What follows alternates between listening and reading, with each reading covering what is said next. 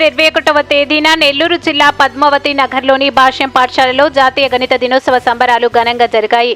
భాష్యం విద్యాసంస్థలు నెల్లూరు జిల్లా zonal incharge జెడిఈఓ L Lakshmanarao ఆదేశాల మేరకు నెల్లూరు భాష్యం ప్రిన్సిపల్ వై ఉదయ్ కుమార్ మరియు ప్రధానోపాధ్యాయురాలు అస్మత్ అజ్వారి ఆధ్వర్యంలో గణిత అధ్యాపకులచే జాతీయ గణిత దినోత్సవాన్ని ఘనంగా నిర్వహించారు.